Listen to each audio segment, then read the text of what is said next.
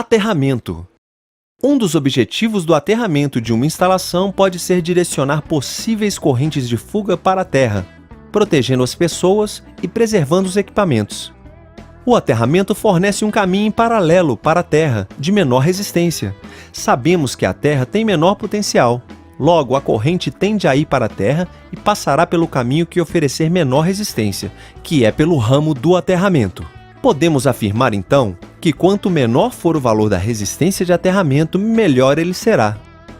O aparelho utilizado para medir a resistência de aterramento é o terrômetro. O aterramento pode ser realizado por diversos motivos, como transmissão de sinais, por exemplo. Logo, o aterramento pode ser tanto um aterramento de proteção quanto um aterramento funcional. O nome de aterramento funcional é dado a todo aterramento que não se destina à proteção.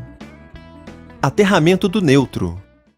Quando a concessionária de energia fornece a alimentação em baixa tensão, o neutro é aterrado.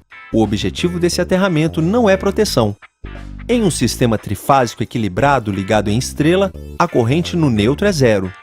Entretanto, sabemos que a rede não está equilibrada, seja em função do aumento da demanda ou ligações ilegais à rede. Logo, existe uma corrente circulando pelo neutro, e a ligação à terra é feita para que tal corrente tenha um caminho de retorno. Aterramento de proteção, PE.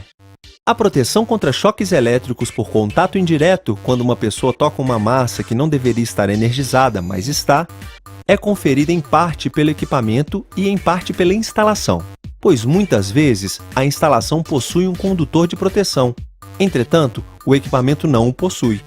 Em outros casos, o equipamento possui e a instalação não. A proteção só é efetiva se o equipamento possuir um condutor destinado à proteção, ou disponibilizar alguma forma para ligação, e este condutor estiver conectado à terra através de uma resistência que se aproxime de zero. A seção mínima dos condutores de proteção deve seguir as recomendações da NBR 5410. Segundo a norma para circuitos onde os condutores de fase tenham seção de até 16 mm², o condutor de proteção deve ter a mesma seção. Para os casos em que os condutores de fase tenham entre 16 e 35 mm², deve ser utilizado o condutor de 16 mm². Para condutores de fase maiores do que 35 mm², o condutor de proteção deve ter a metade da seção do condutor de fase. Ainda, de acordo com a NBR 5410, os condutores de proteção devem ser exclusivamente verdes ou verdes e amarelos. Em um circuito funcionando em perfeitas condições, sem corrente de fuga, não existirá corrente elétrica no condutor de proteção. Entretanto, deve-se ter cuidado com essa afirmação, pois caso haja corrente de fuga, ela passará pelo condutor de proteção. Aterramento por razões combinadas de proteção e funcionais.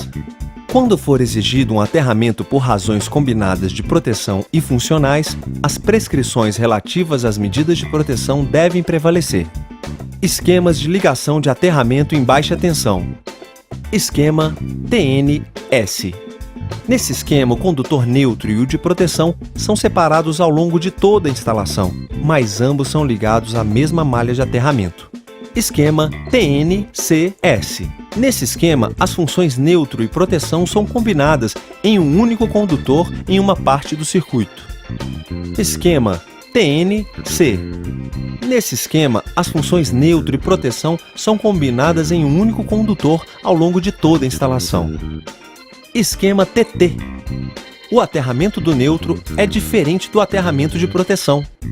Esquema IT. O neutro da alimentação não é aterrado, existe aterramento apenas para proteção. Na figura abaixo, a impedância entre neutro tende ao infinito e indica que o neutro não está ligado à terra.